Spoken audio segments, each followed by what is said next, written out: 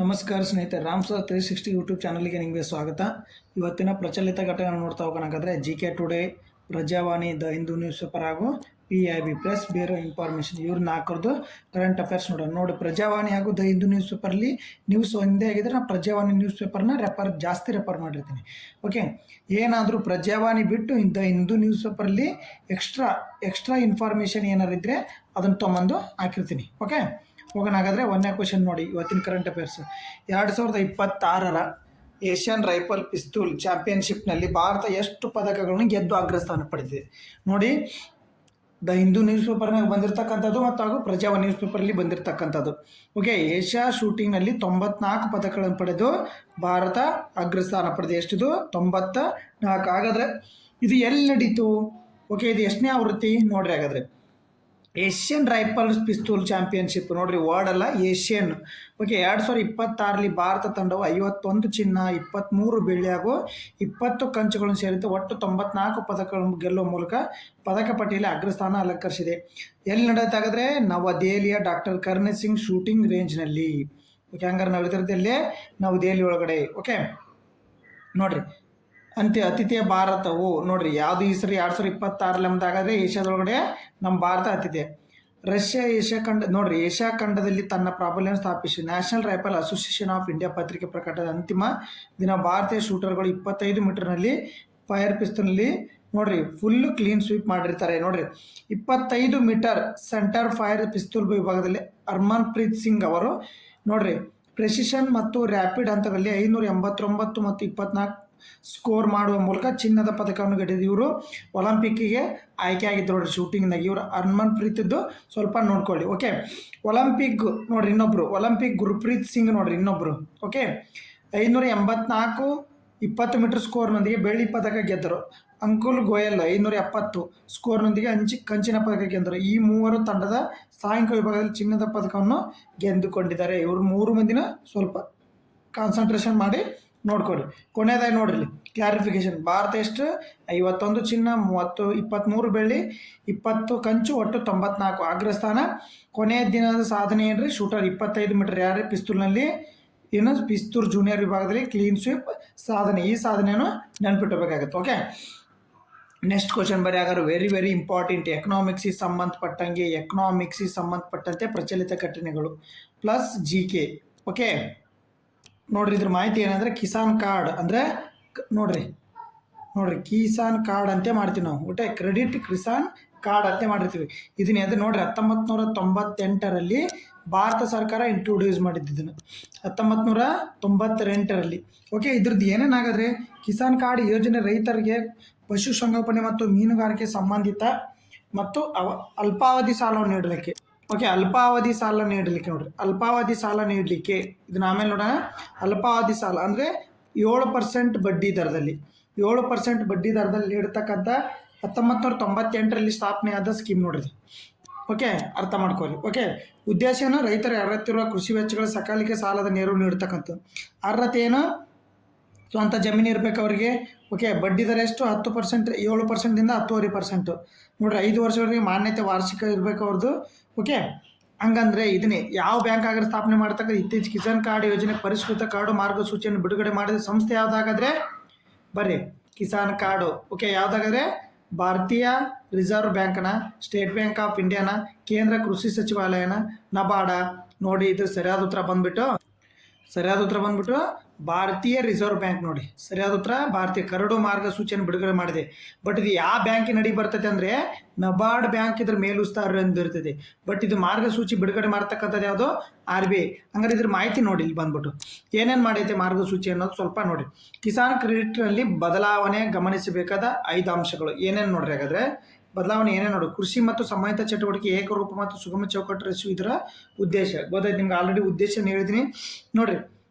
ಇದರಲ್ಲಿ ಅಲ್ಪಾವಧಿ ಬೆಳೆಗಳ 12 ತಿಂಗಳ ಚಕ್ರವನ್ನು ಅನುಸರಿಸುತ್ತದೆ. ಹಂಗಾರೆ ಅಲ್ಪಾವಧಿ ಬೆಳೆಗಳ 12 ತಿಂಗಳ, ಈ ಚಕ್ರನ 18 ತಿಂಗಳ ಚಕ್ರವನ್ನು ಹೊಂದಿರುತ್ತದೆ. ನೋಡ್ರಿ, 12 ತಿಂಗಳಿಂದ 18 ಚಕ್ರವನ್ನು ಮಾಡ್ತಕ್ಕಂಥದ್ದು. ಇಲ್ಲಿ ಬರೀ ಫುಲ್ ಮಾಹಿತಿ ನೀಡಿದ್ದೀನಿ, ಸ್ವಲ್ಪ ಈ ಮಾಹಿತಿ ನೋಡ್ರಿ. ಅಲ್ಪಾವಧಿ ಬೆಳೆಗಳ 12 ತಿಂಗಳ ಚಕ್ರ ಮಾಡಿದ್ದು, ದೀರ್ಘಾವಧಿ ಬೆಳೆನ 18 ತಿಂಗಳ ಚಕ್ರ ಮಾಡಿದ್ದು.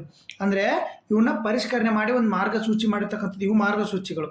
ಓಕೆ, ಬ್ಯಾಂಕುಗಳು ವ್ಯಾಪ್ತಿ ಏನು ಮಾಡಿದ್ದಾರೆ ಅಂದರೆ ವಾಣಿಜ್ಯ ಬ್ಯಾಂಕುಗಳು, ಸಣ್ಣ ಹಣಕಾಸು ಬ್ಯಾಂಕುಗಳು, ಪ್ರಾದೇಶಿಕ ಹಣಕಾಸು ಬ್ಯಾಂಕುಗಳು ಮತ್ತು ಸಹಕಾರಿ ಬ್ಯಾಂಕ್ಗಳನ್ನು ಇದರಡಿ ಇವರಿಗೆ ಈ ಎಲ್ಲ ಬ್ಯಾಂಕುಗಳು ಸಾಲ ಕೊಡಬೇಕಂತೇಳಿ ಮಾರ್ಗಸೂಚಿಯನ್ನು ಬಿಡುಗಡೆ ಮಾಡಿರ್ತಕ್ಕಂಥದ್ದು. ಹೊಸ ಸೇರ್ಪಡೆ ನೋಡಿ, ತಂತ್ರಜ್ಞಾನ ಆಧಾರಿತ ಕೃಷಿ ಮತ್ತು ಮಣ್ಣು ಪರೀಕ್ಷೆ, ಹವಾಮಾನ ಮಾಹಿತಿ, ಹಣಕಾಸು ನೆರವು. ಇದು ಹೊಸ ಸೇರ್ಪಡೆ. ಇದು ತಂತ್ರಜ್ಞಾನ ಆಧಾರಿತ ನೋಡ್ರಿ ಮಾಡ್ತಕ್ಕಂಥದ್ದು ಹೊಸ ಸೇರ್ಪಡೆ.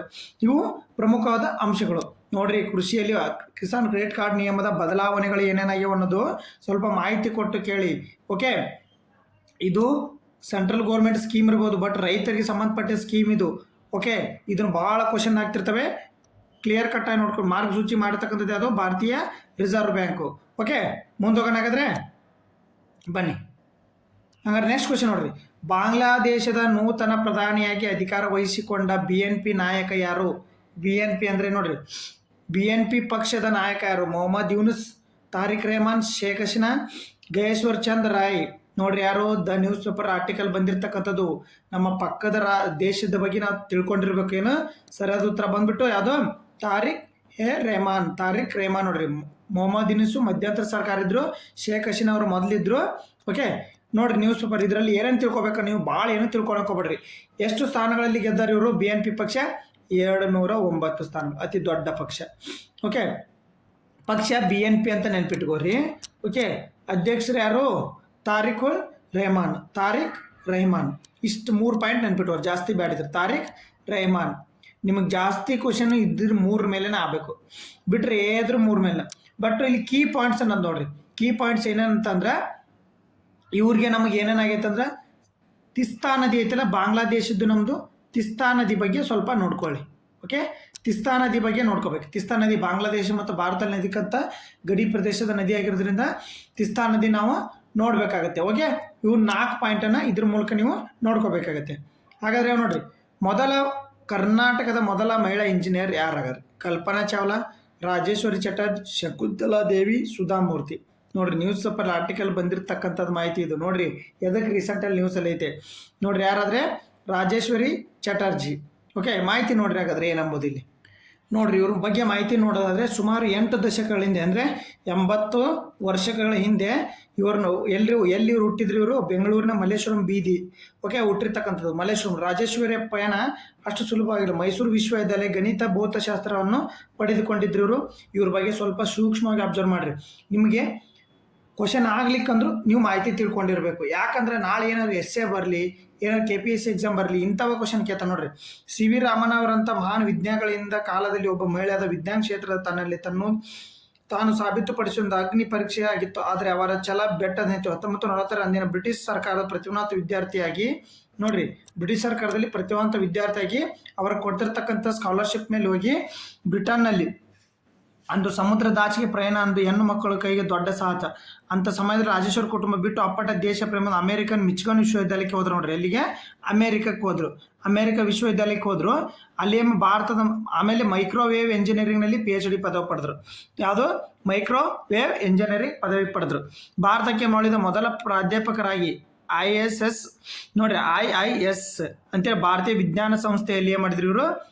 ಏನೋ ಮೊದಲ ಪ್ರಾಧ್ಯಾಪಕ ನೇಮಕ ತಮ್ಮ ಪ್ರತಿ ಶಿಶಿರ್ ಕುಮಾರ್ ಚಟರ್ಜಿ ಅವ್ರನ್ನ ಮದುವೆ ಆದ್ರು. ಆಮೇಲೆ ಇವರು ಅವ್ರಿಗೊಂದು ಸೇರಿ IISCಯಲ್ಲಿ ಮೈಕ್ರೋವೇವ್ ಎಂಜಿನಿಯರಿಂಗ್ ಪ್ರಯೋಗಾಲಯವನ್ನು ಸ್ಥಾಪನೆ ಮಾಡಿದರು.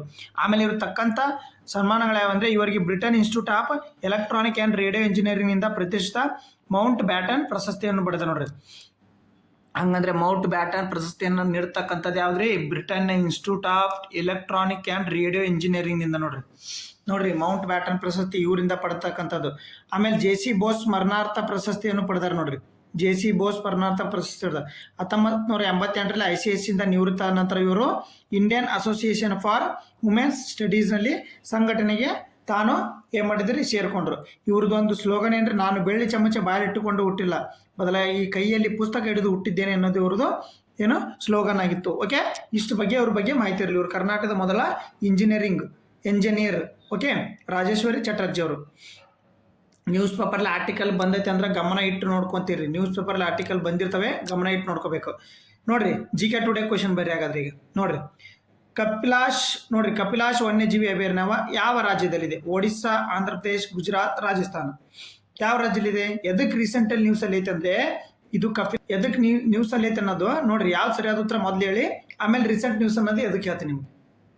ಬರ್ರಿ ಯಾವ ಡಿಸ್ಟಿಕಲ್ಲಿ ಐತೆ, ಯಾವ ರಾಜ್ಯದಲ್ಲಿ ಐತೆ ಹಾಗಾದ್ರೆ ಒಡಿಸ್ಸಾದಲ್ಲಿ ಬರುತ್ತೆ ನೋಡ್ರಿ. ಕಪಿಲಾಸ್ ವನ್ಯಜೀವಿ ಅಭಯಾರಣ್ಯ ಎಲ್ಲಿ ಬರ್ತೈತೆ ಹಾಗಾದ್ರೆ ಒಡಿಸ್ಸಾದಲ್ಲಿ. ಎದಕ್ಕೆ ರೀಸೆಂಟ್ ನ್ಯೂಸ್ ಅಲ್ಲಿ ಐತಿ ನೋಡ್ರಿ ಇಲ್ಲಿ. ರಾಷ್ಟ್ರೀಯ ವನ್ಯಜೀವಿ ಮಂಡಳಿ ಸ್ಥಾಯಿ ಸಮಿತಿಯು ಕಪಿಲಾಸ್ ವನ್ಯಜೀವಿ ಅಭಯಾರಣ್ಯದಿಂದ 4.68 ಹೆಕ್ಟೇರ್ ಅರಣ್ಯ ಭೂಮಿಯನ್ನು 111 ಕಿಲೋಮೀಟರ್ 6 ಪಥದ ರಾಜಧಾನಿ ಪ್ರದೇಶ ರಿಂಗ್ ರಸ್ತೆ ಯೋಜನೆಯಾಗಿದೆ ನೋಡ್ರಿ. ಈ ಬರ್ತಕ್ಕಂಥ 4.68 ಹೆಕ್ಟೇರ್ ಅರಭೂಮಿಯಲ್ಲಿ 111 ಕಿಲೋಮೀಟರ್ ಏನ್ರಿ ರಿಂಗ್ ರೋಡ್ ಅನ್ನ ಮಾಡಲಿಕ್ಕೆ ಏನು ಪ್ರಪೋಸಲ್ ಸಲ್ಲಿಸ್ಯಾರೆ ಮತ್ತೆ ತಿರುಗಿಸಲು ಅನುಮೋದಿಸಿದ್ದಾರೆ. ಕಪಿಲಾಸ್ ವನ್ಯಜೀವಿ ಅಭಯಾರಣ್ಯ ಒಡಿಶಾದ ತೆಂಕನಲ್ ಜಿಲ್ಲೆ ಇದೆ. ಒಡಿಶಾದ ತೆಂಕನಲ್ ಜಿಲ್ಲೆಯಲ್ಲಿದೆ.